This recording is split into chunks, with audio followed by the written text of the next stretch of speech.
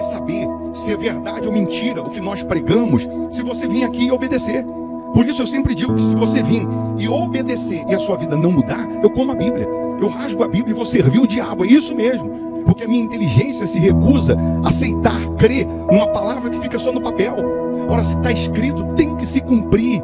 E Deus está lhe buscando, lhe chamando para mudar a sua história. Não é para você mudar de religião, não. De placa de igreja, não. O nosso Deus é muito maior que placa de igreja, que religião. O nosso Deus quer que você mude de vida, de história, de condição. E para isso, só depende de uma atitude sua. Deus nunca vai fazer o que você tem que fazer. O vir, o se tornar para Ele, o buscar esse Deus é contigo. Fazendo a sua parte, Ele fará a dele.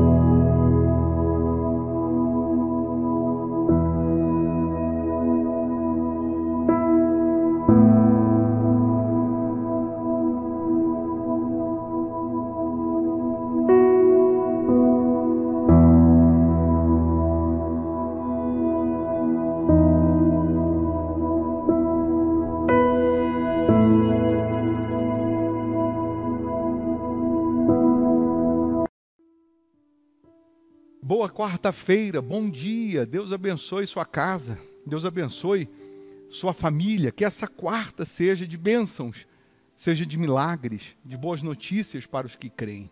Mais uma vez, estamos aqui lhe convidando para orarmos, para falarmos com quem resolve.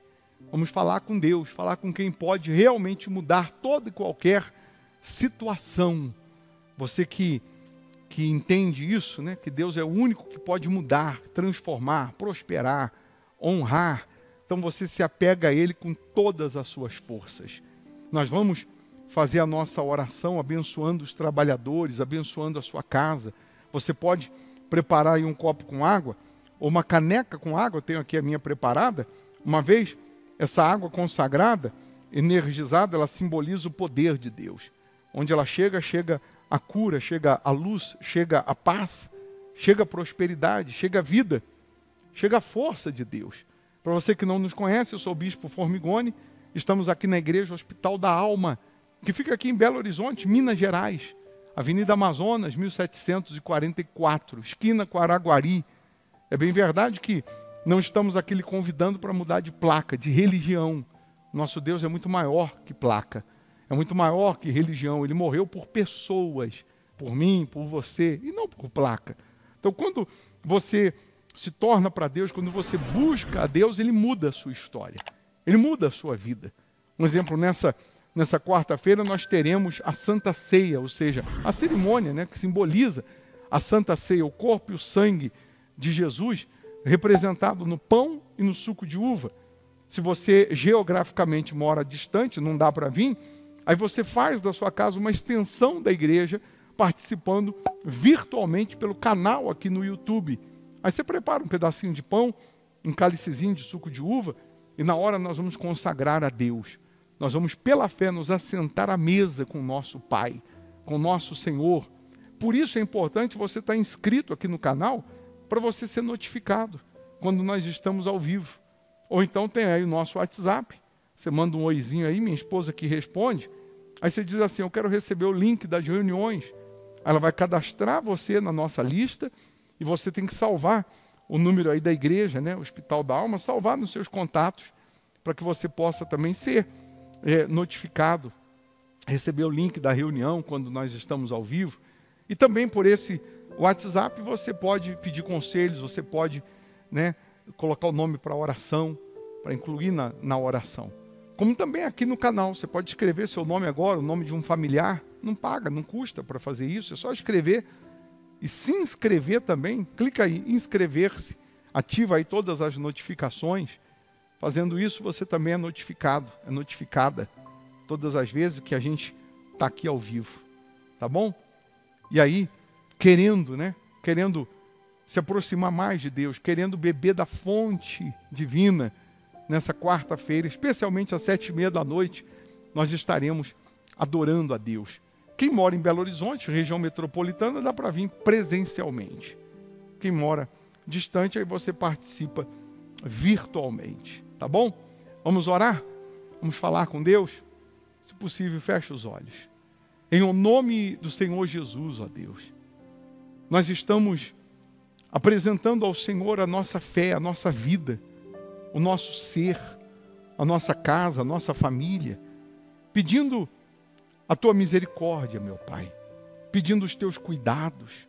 Só o Senhor pode nos blindar, nos proteger, como está escrito no Salmos 91, 1000 caem ao nosso lado, 10.000 à nossa direita e não somos atingidos, porque o Senhor é quem nos guarda, o Senhor é quem nos protege.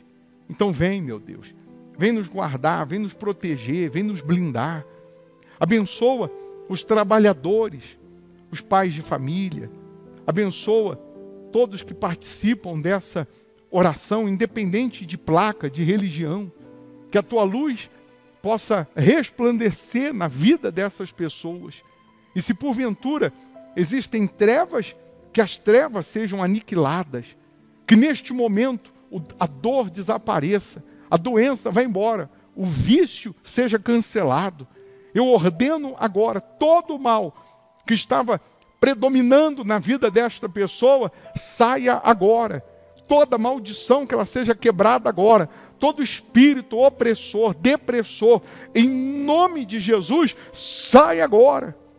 E faça, meu Deus, com que esse dia seja de boas notícias, seja de portas abertas, meu Pai, seja de respostas, meu Deus. Ó, meu Senhor, abençoa as famílias, as crianças, proteja as crianças. A água que essa pessoa preparou, que seja consagrada, e ao beber dessa água, que essa pessoa receba vida, receba ânimo, receba força, meu Pai. Abençoa os trabalhadores, os inscritos no canal, aqueles que deixaram os nomes aqui para a oração, que essas pessoas sejam agora tocadas pelo Teu Santo Espírito, iluminadas pelo Teu poder. Abençoa esse país, meu Pai, que no legislativo, no executivo, no judiciário, predomine, prevaleça a Tua misericórdia, porque só a Tua misericórdia para nos salvar, só a Tua misericórdia para nos ajudar, meu Pai. Ó, meu Deus, abençoa os fiéis da Sua casa, aqueles que vêm semeando nessa obra, que eles possam colher a 100, a 60, a 30 por 1. Nós fazemos parte dos 700 escolhidos que atiravam com uma funda, uma pedra num fio de cabelo e não erravam. Essa pessoa não vai mais errar, ela vai acertar. Eu determino, meu Pai, que esse dia seja uma bênção. Eu determino que esse dia seja de milagres. Em o nome do Pai, do Filho e do Espírito Santo. E você que crê, repita assim: eu estou abençoado. A minha vida está abençoada em nome de Jesus. Amém. Amém? Beba dessa água crendo no poder de Deus.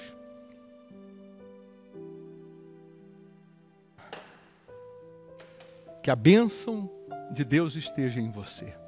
Que a paz que excede todo entendimento esteja com você. Logo mais, 7:30 da noite, vamos estar adorando a Deus, louvando a Deus. 8 da manhã temos um culto, mas o principal 7:30 da noite. E quem não pode vir presencialmente, aí às 7:30 a gente transmite aqui pelo canal no YouTube. Deixa o seu like aí também, dá um cliquezinho no joinha, que você nos ajuda a evangelizar. O YouTube entende que o vídeo é relevante, ele avisa mais pessoas. Tá bom? Deus abençoe. Eu vou deixar uma mensagem agora, se você puder ficar mais um pouco, só vai te enriquecer espiritualmente. Se você puder, fica. Acompanhe. Tá bom? Deus abençoe, bom dia. Nós estamos na condição de servos. Todos nós estamos na condição de ser dependentes ou de sermos dependentes do Senhor Jesus. E ai daquele que achar que não precisa ou que já está num nível espiritual suficiente, que não precisa depender de Deus ou que não precisa esperar em Deus. Mas antes de entrarmos aqui nessa questão dos Salmos 51, se você reparar, na maioria dos milagres que o Senhor Jesus executou, que o Senhor Jesus fez, mesmo sendo o Senhor Jesus, mesmo tendo o Senhor Jesus poder para curar, para libertar, poder para ressuscitar. Mesmo o Senhor Jesus tendo os poderes de uma forma sobrenatural, na sua maioria, quando o milagre acontecia, ele virava para a pessoa que recebeu o milagre e disse: a tua fé te curou, ou a tua fé te salvou. Por quê? Que ele, sendo Deus, ele deixou essa frase. Uma vez ele sendo Deus, ele podia falar: eu te curei, pelo meu poder eu te curei, e não teria exagero nenhum nisso, não teria problema nenhum em o Senhor Jesus afirmar isso. Pela minha glória eu te curei, pelo meu poder você foi curado, pelo meu poder você recebeu o sobrenatural. Mas por que o Senhor Jesus em nenhum momento disse isso? Pelo contrário, a Bíblia diz que em Nazaré ele não fez nenhum milagre por causa da incredulidade daquelas pessoas. Mesmo ele sendo Deus, mesmo ele sendo Senhor, mesmo ele tendo o poder que ele tinha e tem, mas que ele tinha na condição de homem, quando ele estava aqui, ele não fez nenhum milagre na cidade de Nazaré, e a Bíblia faz questão de dizer que o Senhor Jesus não fez nenhum milagre naquela cidade por causa da incredulidade daquelas pessoas. E aí a gente começa a meditar e analisar uma questão que às vezes nós pecamos de uma forma inconsciente, que às vezes nós pecamos de uma forma equivocada. Porque eu já disse a você, em algumas lives você já me ouviu dizendo, falando para as pessoas, para falarem o seguinte: meu Deus, me cura, me liberta, me cura do vício, ou muda essa situação, que eu faço um voto de ser dizimista no altar do Hospital da Alma, que eu faço um voto de dar a minha vida no altar do Hospital da Alma, que eu faço um voto de te servir no altar do Hospital da Alma. E em algumas dessas lives, eu pedia para a pessoa escrever na hora quem já tinha um resultado, um testemunho, e vinham testemunhos na hora, como também vieram e estão vindo ainda testemunhos pelo WhatsApp, etc. Mas veja você que em nenhum momento eu disse para você fazer um voto dizendo: meu Deus, me cura, ou me liberta, ou muda essa situação, e eu faço um voto de ser dizimista com o bispo Formigoni, ou na igreja do bispo Formigoni. Eu faço um voto de ser fiel ao bispo Formigoni. Eu faço um voto de servir o Deus do bispo Formigoni. Por que em nenhum momento eu citei, não citarei e jamais vou falar isso? Porque a nossa fé, ela tem que estar fundamentada na palavra de Deus. Ela tem que estar fundamentada em Jesus. Se você fundamentar a sua fé em coisas ou em pessoas, mais cedo ou mais tarde você vai se decepcionar.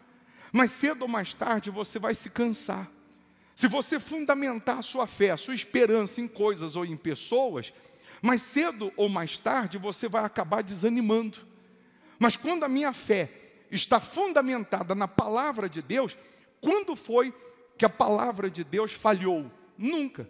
Quando foi que Deus cumpriu e não prometeu? Nunca. Quando foi que Deus errou?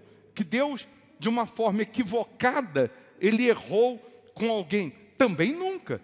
Então, qual é a chance de uma pessoa depositar a sua fé na palavra de Deus e se decepcionar? Zero.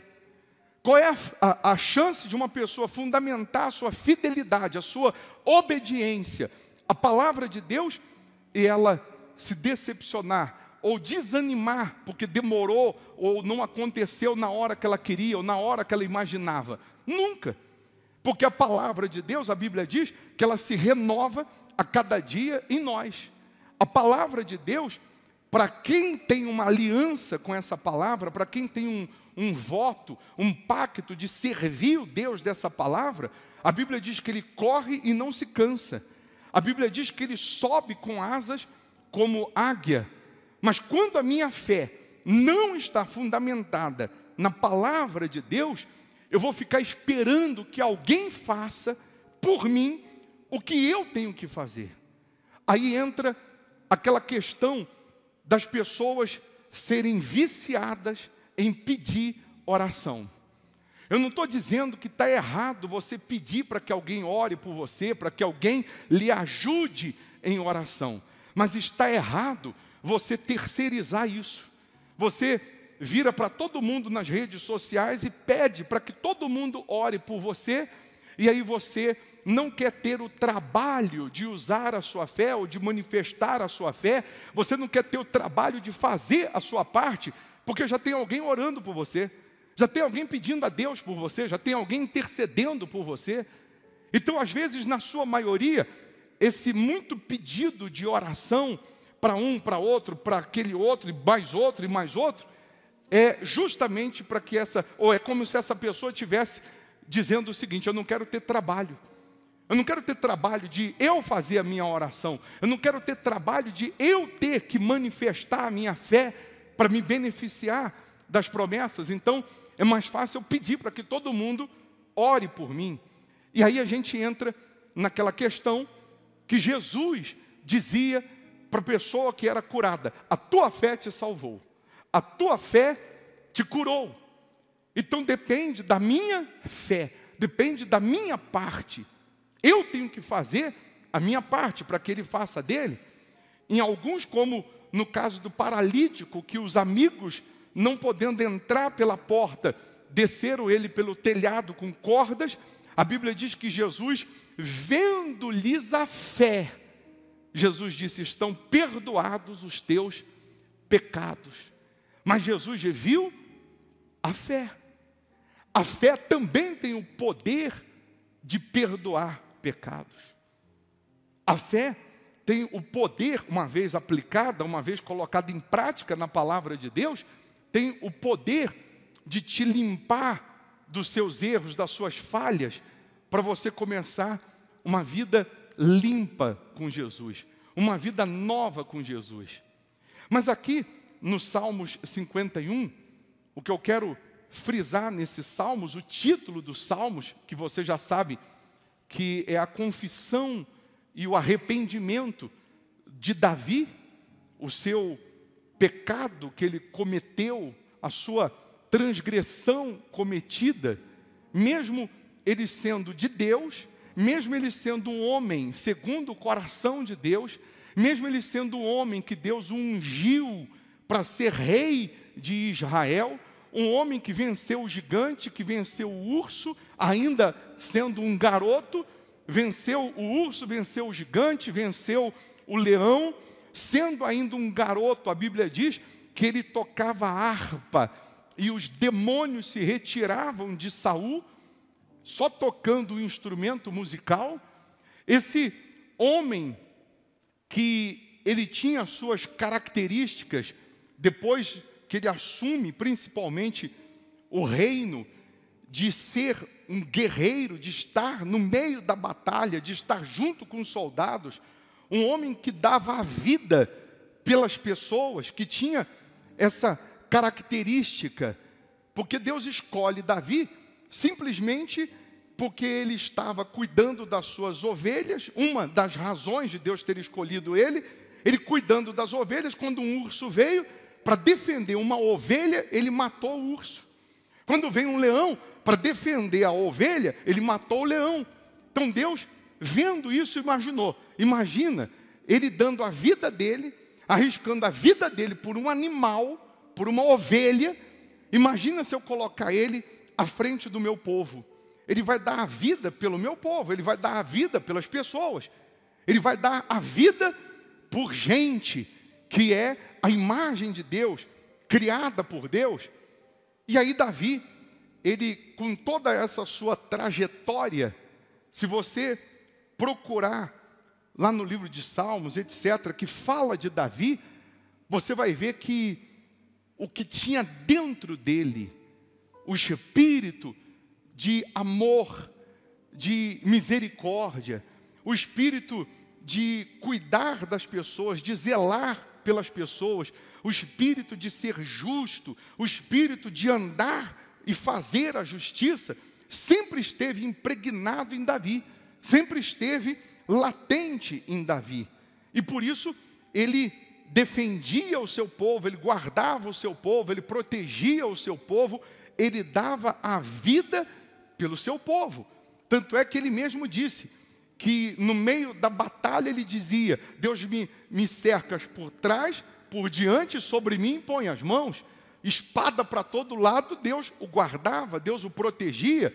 No meio da batalha, no meio da guerra, e as espadas cruzando, mas Davi estava resguardado, Davi estava protegido pelo Deus que ele servia. Mas mesmo ele tendo todas essas características, mesmo ele tendo toda essa confiança, um homem chamado segundo o coração de Deus, isso não o impediu de cair num laço, de cair numa armadilha e de ter cometido o pecado. Não o impediu de fazer isso. Mas aí que eu quero que você entenda, eu estava fazendo uma pesquisa e pasme você, de pessoas desigrejadas, pessoas que um dia estiveram numa igreja, ficaram um tempo conhecendo a Bíblia, conhecendo as Escrituras, ou servindo a Deus, de forma direta ou indireta. Nós temos no Brasil, em média, 50 milhões de pessoas que hoje se encontram desigrejadas. Quem são essas 50 milhões de pessoas? São aquelas pessoas que estiveram um tempo na fé ou buscando a Deus em uma igreja e por algum motivo, que na sua maioria nem elas sabem qual, elas se esfriaram, elas saíram da igreja, saíram da presença de Deus, sempre com aquele pensamento: eu deixo de ir na igreja, eu não vou mais na igreja, mas não deixo Jesus. E automaticamente, elas, sem perceber, saíram do contexto reino de Deus, algumas por terem cometido erros, pecados, falhas, e por conta da vergonha desses seus erros, dessas suas falhas, por conta do que as pessoas podiam achar ou pensar, somado ao espírito do diabo que trabalha na cabeça, na mente, dizendo que para ela não tem mais perdão, que para ela não tem mais salvação, que para ela não tem mais jeito. Então essas pessoas saíram. Outras porque simplesmente se esfriaram, e até hoje, na sua maioria, elas continuam com essa tese: eu não vou à igreja, eu não sou dizimista, eu não sou mais ofertante, eu não pratico mais a palavra de Deus, mas o meu Jesus eu não largo, o meu Jesus eu não abandono. E as mesmas pessoas, elas, mesmo conhecendo as Escrituras, mesmo conhecendo a palavra de Deus, elas não conseguem praticar e muito menos voltar à prática da fé, ou voltar para a igreja. Ela não consegue nem obedecer, nem praticar o que está escrito, e muito menos voltar para a igreja, porque o diabo, que se disfarça de anjo de luz, ele colocou na mente dela, na cabeça dela, principalmente com o advento da internet, que nós somos hoje uma geração midiática, que não precisa. Porque ao ouvir a palavra de Deus, ela entra na internet, qualquer hora ela ouve uma pregação, a qualquer momento ela recebe uma oração, mesmo pela internet. Então, ela meio que está sendo enganada por uma sensação chamada de bem-estar, que lá em Provérbios diz que a sensação de bem-estar os leva à perdição, os leva ao inferno. A sensação de bem-estar vem levando uma multidão, sem que elas percebam, para o inferno. E aí, eu estou explanando isso como se nesse momento eu estivesse pregando para essas tantas milhões, ou para esses milhões de pessoas, que se encontram em estado de mornidão espiritual. Que a Bíblia diz em Apocalipse que não são nem quente e nem frio, são mornos. E a Bíblia ainda diz, quem dera, fosse quente ou fosse frio. Mas porque é morno, Deus ele diz, eu estou ao ponto de vomitar. Porque ou a gente se supera, ou a gente, como no caso desses que estão hoje vivendo distantes da igreja, distantes de Jesus, automaticamente estão vivendo essa sensação de bem-estar. Ou ele assume e diz, olha, eu estou mal, eu estou frio, eu preciso de Jesus, eu necessito de Jesus, porque do meu jeito eu não estou conseguindo vencer, com a força do meu braço não está dando certo, da minha maneira, conforme eu penso, eu não saio do lugar, tudo que eu faço, até o que é para dar certo, dá errado.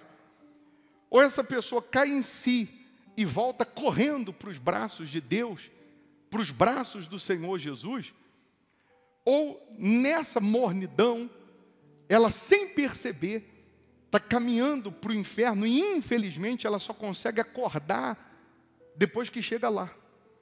Tem gente agora no inferno gemendo, mas urrando, gritando de dor, que daria tudo para sair de lá. Tudo. Mas enquanto esteve aqui, ela permaneceu nessa forma morna espiritualmente falando, sem querer compromisso, sem querer se comprometer com as coisas de Deus, sem se comprometer com a fé. Ela foi levando a sua vida espiritual no banho-maria, e quando acordou já estava lá no inferno.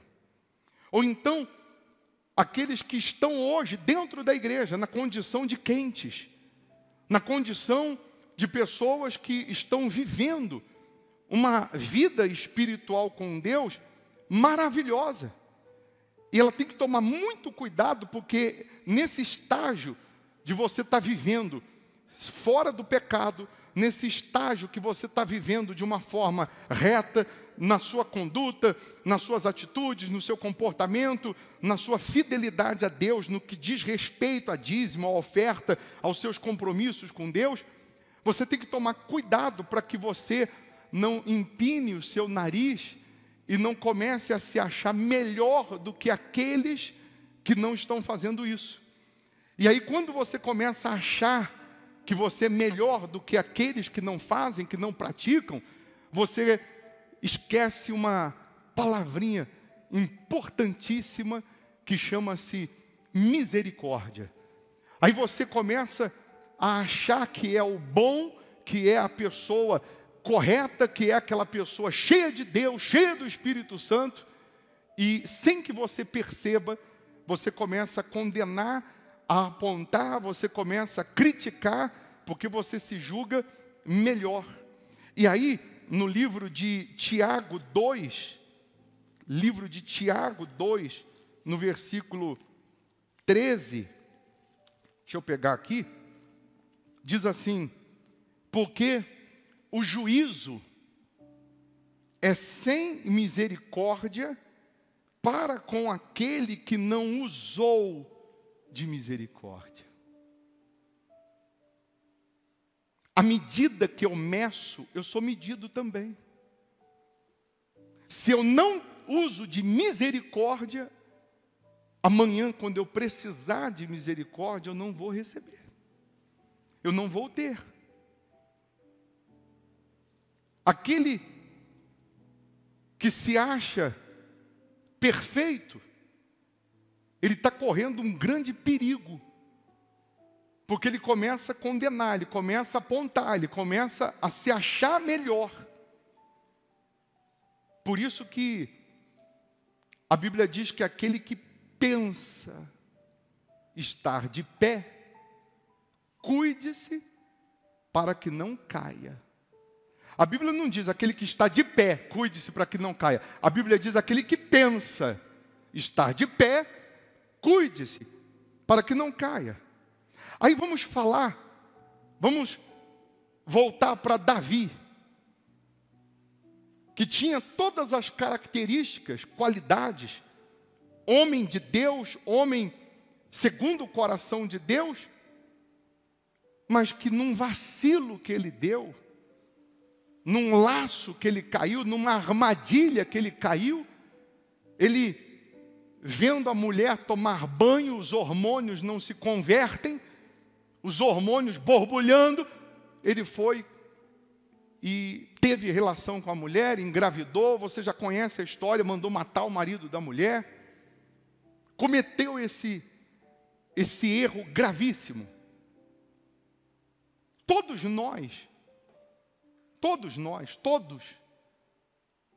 iriam colocar ponto final na história dele. Mas Deus, porque ele se arrepende e abandona o seu pecado, Deus o alcança com a sua misericórdia, dizendo: eu perdoei o seu pecado. Mas isso, pessoal, pregando e falando, é bonito. Mas para a pessoa que hoje está lá fora, que hoje está bombardeada na sua cabeça, na sua mente, porque ela errou, pisou na bola, porque falhou, porque pecou, porque saiu da igreja, porque de alguma maneira ela se afastou de Deus. Para a gente é tão claro enxergar isso, que se ela agora falar: meu Deus, me perdoa, eu pequei, eu errei, eu não quero viver distante do Senhor, eu não quero viver afastado do Senhor, Deus perdoa na hora, se há sinceridade.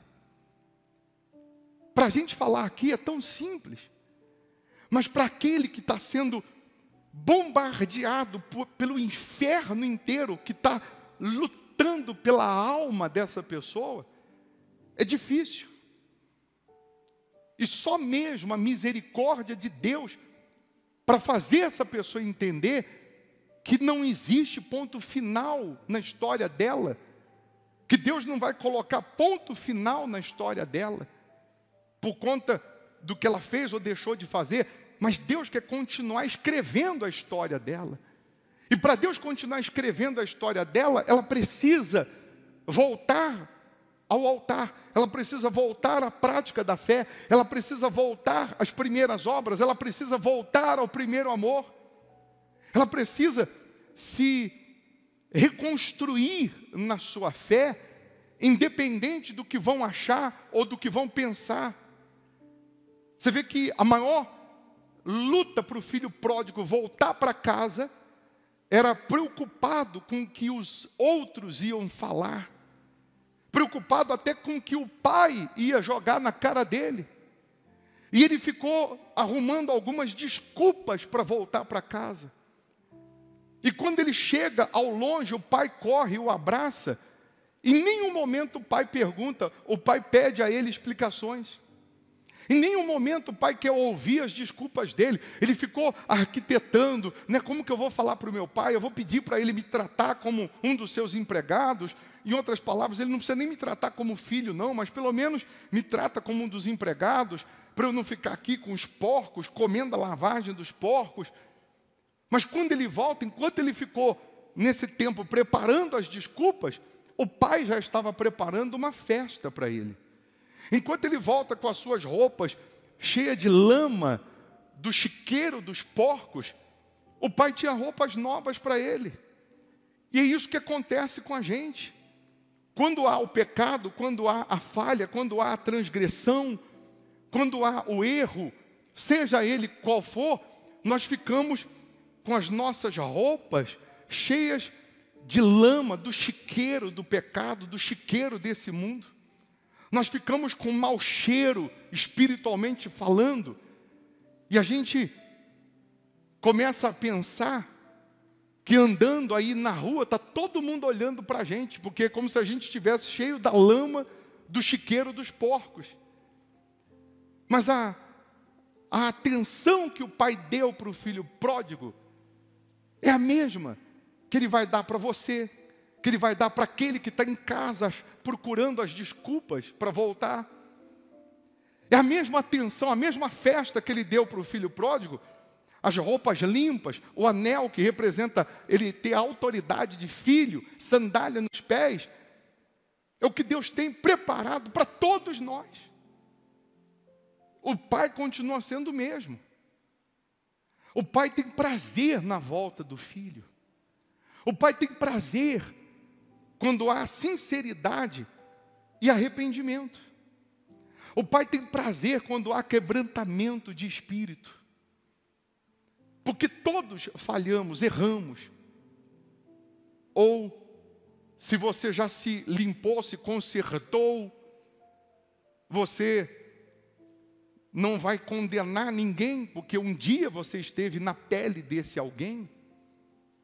E aí em Davi, em Salmo 51, Davi, ele, no versículo 1, diz assim em diante: compadece-te de mim, ó Deus, segundo a tua benignidade, e segundo a multidão das tuas misericórdias. Apaga as minhas transgressões. Lava-me completamente da minha iniquidade e purifica-me do meu pecado. Pois eu conheço as minhas transgressões e o meu pecado está sempre diante de mim. Davi tinha consciência que mesmo ele tendo falhado, errado, ele tinha consciência que Deus podia lavá-lo. Ele tinha consciência que Deus podia purificá-lo novamente. E aí, ele já era rei de Israel. Ele já tinha tido tudo que você possa imaginar. Em nenhum momento você vê Davi amargurado, chorando, por conta do seu erro, da sua falha, e dizendo assim: meu Deus, não deixa eu perder o meu título de rei. Meu Deus, não deixa eu perder o status, não deixa eu perder o patrimônio que eu construí, não deixa eu perder o ouro que eu conquistei nesses anos. Em nenhum momento você vê Davi preocupado com coisas, com bens. Em nenhum momento você vê Davi preocupado com benefícios, com o status que ele tinha no palácio. Mas no versículo 10 ele diz assim para Deus: cria em mim, ó Deus, um coração puro e renova dentro em mim um espírito inabalável. Não me repulses da tua presença, nem me retires o teu Santo Espírito. Restitui-me a alegria da tua salvação e sustenta-me com um espírito voluntário. Aí ele diz: então ensinarei aos transgressores os teus caminhos e os pecadores se converterão a ti. A maior dor de Davi, a maior angústia de Davi, era que Deus tirasse dele o Espírito de Deus, que Deus ungiu um dia. A maior aflição, o maior desespero de Davi, não era de perder títulos, mas era de perder a presença de Deus. Era de perder a voz de Deus com ele todos os dias. Porque Davi sabia que ele podia perder tudo, mas se Deus estivesse com ele, ele venceria tudo de novo. E ele sabia que ele podia ficar com todo o ouro do mundo. Sem Deus, ele seria a pessoa mais infeliz desse mundo. Sem o Senhor Jesus, sem a presença de Deus, ele seria o homem mais incompleto desse mundo. E é o que acontece hoje. As pessoas pensaram que se tivesse uma empresa e sucesso financeiro seriam felizes. Aí elas lutaram, conquistaram uma empresa, conquistaram status econômico, dinheiro, prosperidade econômica, e aí descobriram que continuavam sendo vazias, com todo o dinheiro. Aí pensaram assim: eu não tenho um filho, então eu vou ter um filho, porque se eu tiver um filho eu vou ser mais feliz. E aí depois que o filho veio, ela descobriu que continuou sendo a mesma pessoa vazia, infeliz. Ela pensou: eu vou viajar o mundo inteiro, vou conhecer lugares maravilhosos, porque eu vou ser mais feliz. E ela descobriu que mesmo conhecendo lugares maravilhosos, ela continuava sendo aquela pessoa vazia, ela continuava sendo aquela pessoa infeliz. Ela pensou que morando numa mansão seria mais feliz, e depois que ela mudou-se para essa mansão, ela descobriu que ela continua sendo aquela pessoa vazia, aquela pessoa infeliz. Por quê? Porque falta a presença de Deus. Sem mim nada podeis fazer, disse o Senhor Jesus. Pessoas que têm tudo e ao mesmo tempo não têm nada. São tão pobres, tão miseráveis, que a única coisa que elas têm é dinheiro. Mas são miseráveis no espírito. São pessoas cheias de mágoa, de maus olhos, de malícia, de maldade. Pessoas que às vezes estão aqui, mas a maquinação, o pensamento é mau. Outras querendo se beneficiar em cima de mentira, querendo ganhar uma pontinha financeiramente em cima de alguém, ou ainda que seja do auxílio do governo, através de uma mentira. Pessoas que, nessa questão do auxílio, ela não estava no grupo para receber. Ah, mas já que dá para receber, vou receber. É a mesma coisa, o caminhão de carne que tombou, e só foi tombar, brotou gente da terra, do chão, do nada, para ir lá e roubar a carne que estava no caminhão, só porque o caminhão tombou. Mas o caminhão tombou, mas a carne não é sua. Tombou na estrada o caminhão, mas você não comprou a carne. E se bobear, tem gente lá, crente, que saiu com um pedaço de carne nas costas, e depois, em casa, quer dar uma de santo. Depois quer moralizar. Então eu já disse que não tem super santo, super crente. Por que Deus deixa claro o que aconteceu com Davi? Para a gente entender que por mais que você tenha qualidades, por mais que você tenha vitórias, por mais que você tenha bênçãos, por mais que você tenha uma vida de conquistas com Deus, se você vacilar, você cai num laço, você cai numa rede. Então a gente tem um exemplo para não cair, mas também tem um exemplo para aquele que caiu, que Deus perdoa. Não está acabado não está perdido não. Que você não pode ficar prostrado, é ficar caído. Que você não pode se entregar ao problema. Está entendendo sim ou não? O que ele mais sonhava, o que ele mais desejava, o que mais angustiava Davi, era a ideia de perder o Espírito de Deus, de perder os cuidados de Deus. A gente pode perder tudo menos o Senhor Jesus. Me tira tudo menos a presença de Deus, menos o Espírito de Deus, menos a palavra de Deus.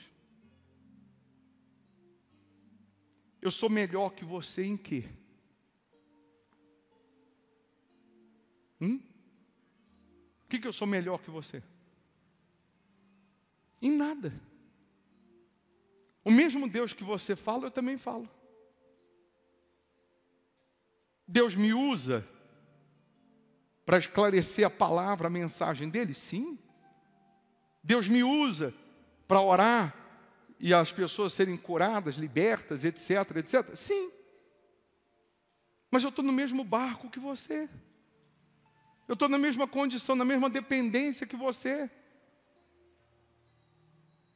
Então você vai falar com Deus, ó Deus, eu preciso, eu necessito, eu quero.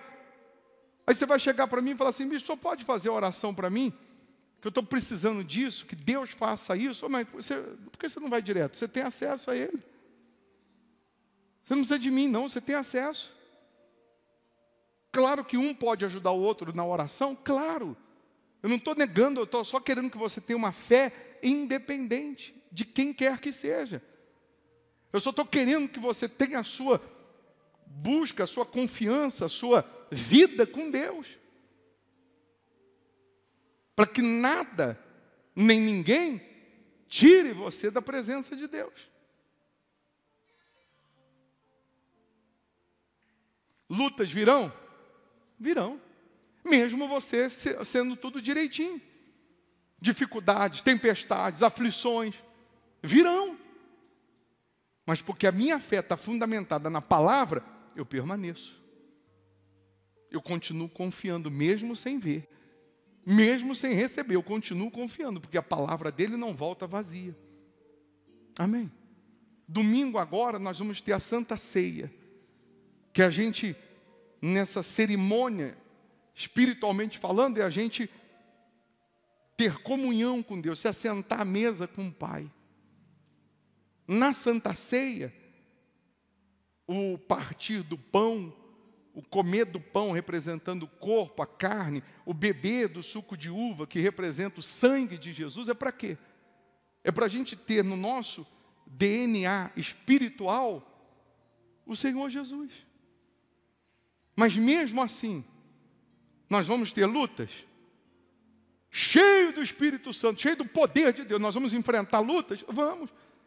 Enquanto a gente viver aqui embaixo é guerra. Aqui embaixo é pauleira, aqui embaixo é para macho, é para fêmea, não é brincadeira não. Só que o que nos alegra é que a nossa vida não se resume a essa vida. Nós estamos aqui de passagem, sabemos para onde a nossa alma vai depois que morrer. Por que a pessoa, uma das razões que a pessoa não consegue perdoar, por exemplo, é porque ela resume a sua vida só aqui na terra. Só aqui embaixo. Então ela não perdoa, ela quer vingança, ela quer pagar com a mesma moeda. Porque aqui embaixo que a vida dela acaba aqui. Por que as pessoas abrem mão? Eu vou perdoar, eu vou deixar a misericórdia de Deus alcançar. Seja o que for. Sobretudo porque ela quer estar bem consigo mesma. E principalmente porque ela sabe que aqui tudo vai ficar. Tudo vai passar. Aquilo que eu falei do relacionamento de 30 anos.